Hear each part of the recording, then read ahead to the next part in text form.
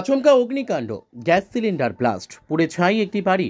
মঙ্গলবার রাতে অগ্নিকাণ্ডের ঘটনাটি ঘটেছে ধূপগুড়ি ব্লকের পশ্চিম মাগুরমারি এলাকায়। জানা গেছে, পশ্চিম মাগুরমারি এলাকার বাসিন্দা অশোক সিংহ রায় এদিন সন্ধ্যায় বাড়ি থেকে বেরিয়ে কিছুটা দূরে থাকা দোকান থেকে মুড়ি ও অন্যান্য জিনিসপত্র কিনে ফিরছিলেন। ফেরার পথে দেখতে পারেন আগুন। মুহূর্তেই সেই আগুন দ্রুত ছড়িয়ে পড়ে। স্থানীয়রা আগুন নেভানোর কাজে হাত লাগান, তবে যতক্ষণে আগুন নিয়ন্ত্রণে আসে ততক্ষণে আগুনে পুরোপুরি ভস্মীভূত হয় ঘরটি। এদিকে ঘরের ভিতরে বাক্সের মধ্যে নগদ 40,000 টাকা ছিল অশোক বাবুর। সেই টাকা দিয়ে নিজের ঘর ভালোভাবে বানাবেন বলে পরিকল্পনা ছিল অশোক বাবুর। স্বাভাবিকভাবেই আগুন দেখে যে করেই সেই বাক্স বের করার কথা ভাবছিলেন তিনি, কিন্তু সে সময় গ্যাসের সিলিন্ডার ব্লাস্ট হয় আর বাক্স বের করতে পারেননি তিনি।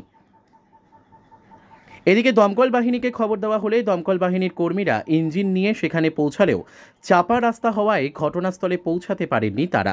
খবর পেয়ে ঘটনাস্থলে পৌঁছায় ধূপগুড়ি থানার পুলিশও। তবে কিভাবে এই অগ্নিকাণ্ডের ঘটনা ঘটেছে তা জানা যায়নি। Bureau report, ABN news 24। আপনার নাম হচ্ছে অশোক সিংহ রায়। কিভাবে এই অগ্নিকাণ্ডের ঘটনা ঘটলো?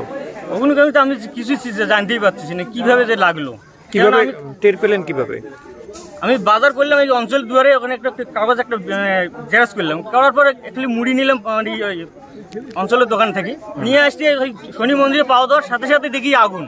মনে হচ্ছে তো পাশের মধ্যে একটু আগুন ধরাইছে।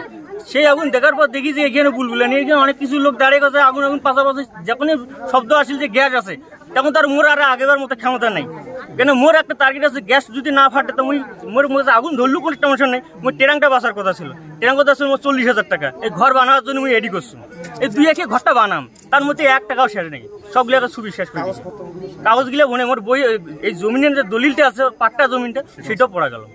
তখন এটা আমি কিভাবে বাইর করবো এটা আমি এখন চিন্তা করতেছি। আচ্ছা, তখন এই জিনিসটা গ্যাস সিলিন্ডার ব্লাস্ট হয় গ্যাস সিলিন্ডার আগুনটা শেষে, সবার শেষে মানে গ্যাসটা ফুটিল। মানে কোনোভাবেই আগুন নিয়ন্ত্রণে করা সম্ভব হয়নি, তাই তো? কোনো সময় দমকল বাহিনীকে জানিয়েছিলেন? এখন জনগণ কিন্তু ফোন করলো নাকি, আমি এখন কাউকে খুঁজে পাইনি। দেখা যাচ্ছে দমকল কর্মী আসে, এখন আগুন পুরোপুরি নিয়ন্ত্রণ করছে, তাই তো? কত টাকা ক্ষয়ক্ষতি হলো আপনার? আমার 40,000 টাকা জমা টাকা, আমাদের পরিশ্রমিক টাকা, কষ্টের টাকা আমার পড়া গেল। ওই বাড়িতে আপনি একাই থাকেন? আমি একাই থাকি। কিভাবে আগুন লাগলো এখনো কোনো প্রাথমিক ধারণা যে এইটা থেকে হতে পারে? বুঝতে পারতেছি না। ঠিক আছে, এই এলাকাটার নাম দাদা? এটা পশ্চিম মাগুরমারি। আনুমানিক কখন এই ঘটনা ঘটে একটু বলতে পারবেন কি টাইমটা? ঠিক 7:30 হবে।